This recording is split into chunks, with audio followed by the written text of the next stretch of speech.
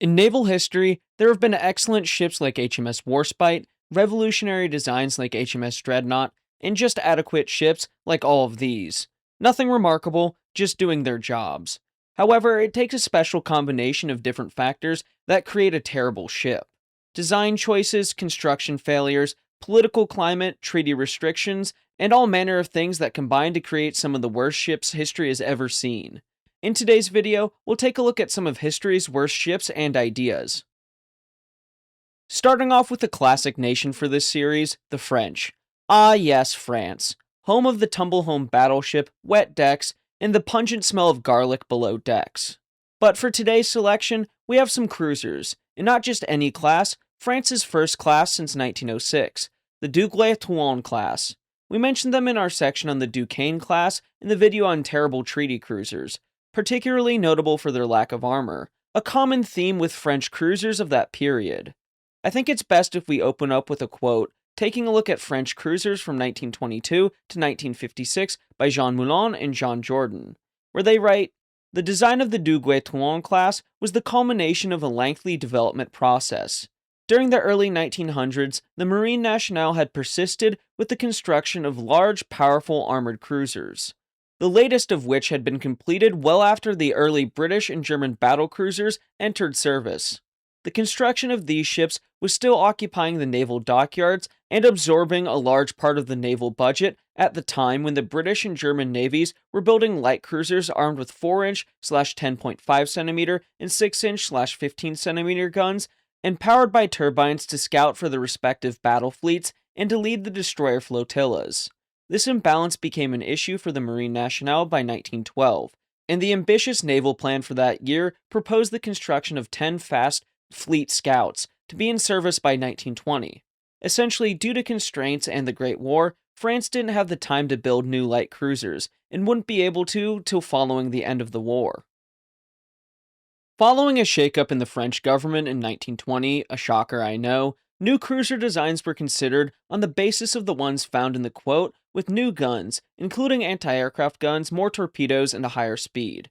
See, the French had a reason to want fast, heavily armed cruisers, as the role of the cruiser for the French, and quite frankly the rest of the world, was to protect trade and sea lines of communication, while threatening those of potential enemies. Those qualities continued to be vital to France, especially protecting trade to and from North Africa. A potential adversary in the Mediterranean was Italy. By the time the Treaty of Versailles was signed, the two nations weren't on good terms. Where I get to quote one of my favorite articles I've ever found, we'll look at the Franco-Italian rivalry, Current History 1916 to 1940, Volume 38, Number 3 by B.Z. Goldberg from June of 1933, who opens up by saying, quote, "The immediate danger to the peace of Europe lies somewhere between Rome and the implacable Balkans, for Italy has dared to challenge French hegemony. Germany, despite all her potential might and menace, is but the background to the impending, possibly final struggle between Caesar and Gaul. Essentially, France's main rival in terms of naval combat was Italy." Development of the DT class, yeah, it's hard to pronounce, started before the Washington Naval Treaty, but the cruisers were only going to weigh in at around 8,000 tons, and weren't going to violate the treaty in any way. Not with their main armament, certainly, being well below the 8-inch or 203mm maximum the treaty set in place. The first of the class was laid down in August of 1922, but it took them a long time to get into service. They weren't ready for service until 1929, a full 7 years after they began construction. There were reasons for this, as we'll soon see. As for now, here are their particulars as seen in French cruisers 1922 to 1956. Generally speaking, the ships had no problem with their machinery, achieving well over 30 knots on their trials, and even having excellent sea-keeping qualities when fully laid up with fuel, that is. The one major complaint with the ship's sea-keeping was that when the full load was reduced, something that occurred often since these were cruisers, it often led to the ships rolling 14 to 18 degrees, making it rather difficult to fire their guns. The main battery of 155mm guns and twin turrets superimposed fore and aft with torpedo tubes at the upper deck level, it made for a pretty good looking ship. Still, we should get back to the issues I mentioned before with the construction, which mostly came down to the fire control equipment. The French were really having trouble with creating and installing the fire control equipment, and with the additions to add aircraft facilities, Especially on such a small hull, it led to delays in construction, something the French were used to with their warship construction. The delays in delivery of the equipment were so severe that the ships ran trials without their main directors. Once installed, the ships proved to be generally good firing platforms, just not when their fuel was low. The real piece you have all been waiting for is, of course, the protection. The protection of these ships was horrendous. If you recall, we discussed how terrible the Duquesne class was, where protection only accounted for about 4.5% of the displacement.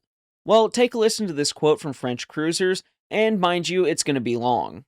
Protection was minimal, accounting for less than 2% of displacement, 166 tons. The side plating was 20 millimeters thick at its upper edge, declining to 14 millimeters at the waterline.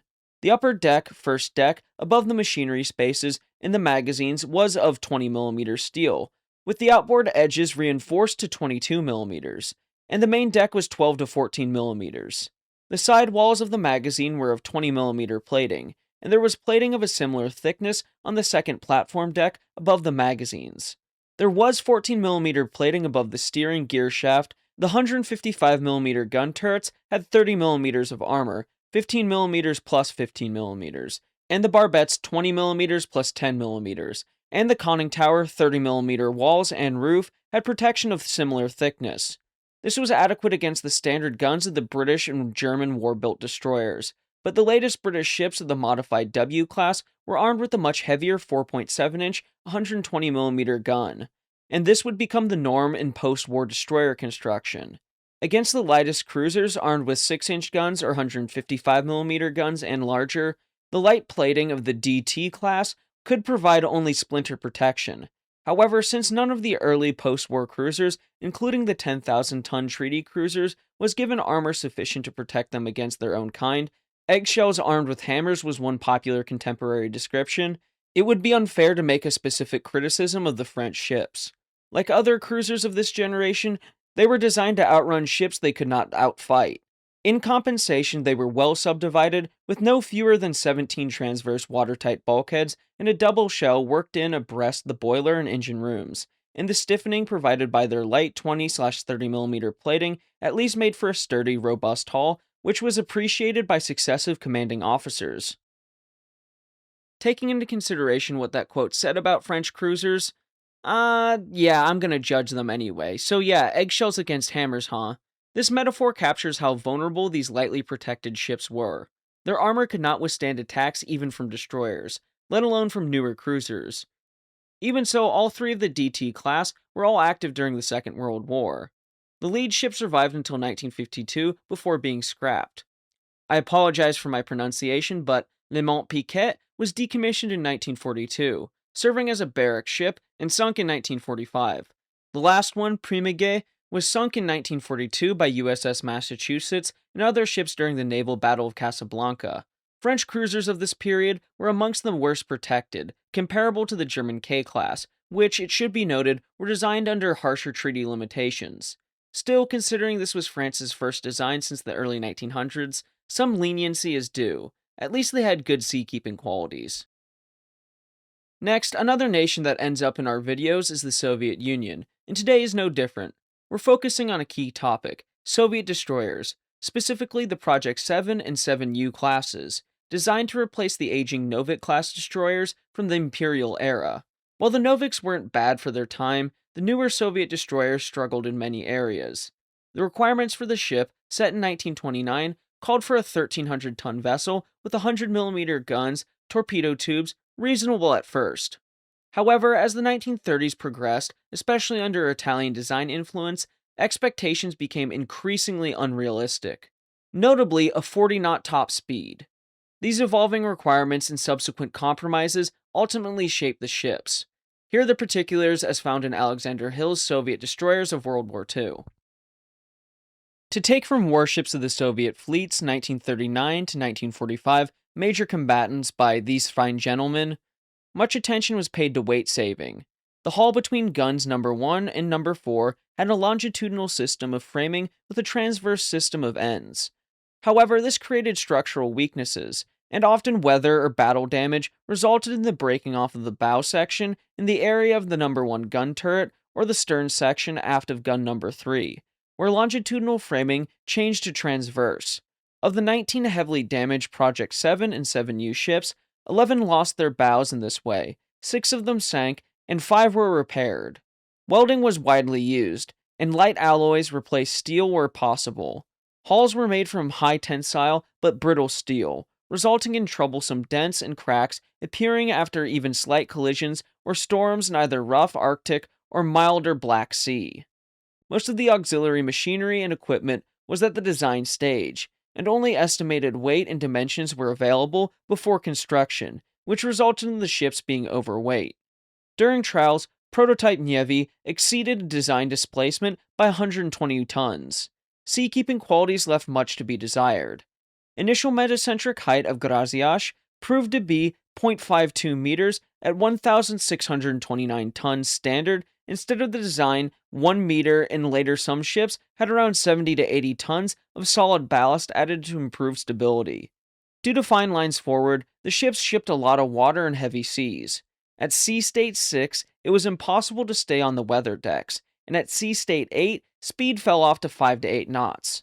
So yeah, Soviet destroyers weren't great. Let's break down the quote a little bit.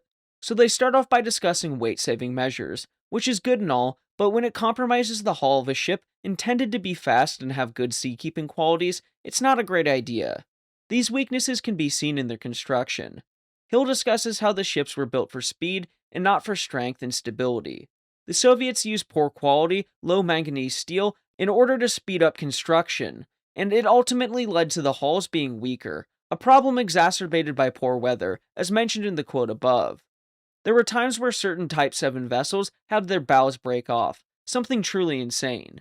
With other factors of their design being poor, the Soviets decided to halt construction of the ships and adjust the design, creating the Project 7U.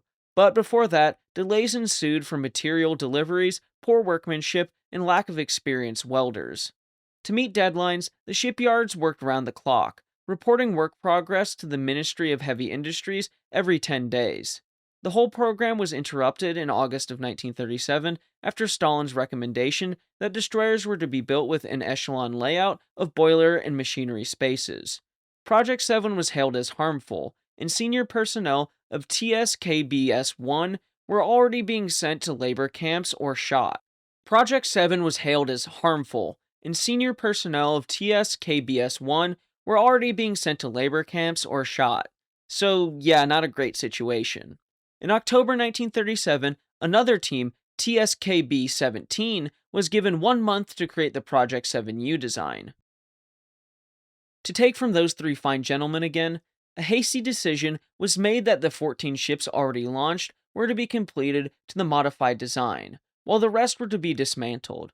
Ultimately, by the end of 1937, it was decided, with Stalin's personal approval, to continue the construction of the 29 ships to Project 7, to convert the 14 hulls to Project 7U, and the Far East were ordered to be partially dismantled and then completed to 7U design. But a year later, a decision was made to continue their construction to the original design.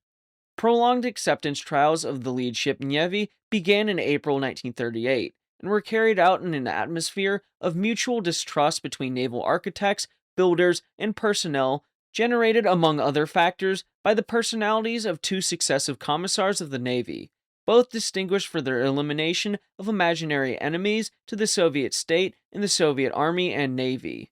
Upon completion of trials in October 1938, the Navy was disappointed. Speed was one of the few satisfactory characteristics. Navy during trials reached 38.3 knots at full contract power of 48,000 shaft horsepower and 39.37 with the machinery forced to 53,100 shaft horsepower. Otherwise, the ship was overweight with poor stability and sea-keeping qualities, and cramped crew spaces, all resulting from unrealistic design requirements. Range was estimated at 2,640 nautical miles, instead of designed 3,000 miles at 19.8 knots. But even that proved unsatisfactory, as in 1943 the range of Gromky or Grozny was estimated at 1,670 miles at 19 knots in fair weather. Shipyard designers were also blamed for unsatisfactory armament and other equipment, though its delivery was the Navy's responsibility. Therefore, to avoid taking responsibility for all the shortcomings, TSKB-17 and Shipyard Number 190 representatives declined to sign the acceptance protocol. Nevertheless, the ships were commissioned. Although not being great ships, in fact quite terrible ships in all respects, they proved to be somewhat useful to Soviet designers, providing an important testing ground for Soviet naval engineers, shipbuilding industries, and the Navy. The class saw plenty of action during the Second World War, where a lot of the vessels were sunk, but still provided okay service. One of the best-known Type 7s is the Gremyasai, who was part of the Northern Fleet, taking part in 90 sorties during the war, helping to escort Allied convoys to the Soviet Union, notably PQ-13 headed for Murmansk. The Allies provided new equipment for her and other Soviet destroyers, which she was one of the destroyers that survived the war. One part of these destroyers that I find fascinating is the fact that Allied officers commented on the quality of the class. Where to take from an American officer speaking on the Razumny, Commander Kemp writes, "The ship was inferior in every respect to a contemporary American vessel. Technical development is far behind that to be found in major navies. Effectiveness in battle would be no greater than that of a World War I type U.S. destroyer. Design was not good, and there seems to be little understanding of construction measures to reduce fire hazards. Artillery was far from modern installation." Well, if that wasn't harsh enough, here's what the three gentlemen from the Soviet fleet write. Altogether, the story of the Project 7 and 7U program is typical for a Soviet system, managed with fear by ignorant and meddling party officials. It follows all too closely a sad joke, that Soviet undertakings usually started with a brilliant idea and went through average design to poor execution, followed by hunting for the guilty, punishing the not guilty, and rewarding the undeserving. Well, not exactly the best Soviet ships out there. I think a video dedicated to these bad boys will be coming up soon. The ships on this list just scratch the surface of weird or interesting ideas, and I certainly plan on covering more in the future. One of the ones I want to cover in the future is a more detailed video on the Project 7 or 7U design. Anyway, thank you so much for watching. Please remember to like and subscribe as it'll help the channel to grow. Until next time, my friends, have an amazing week.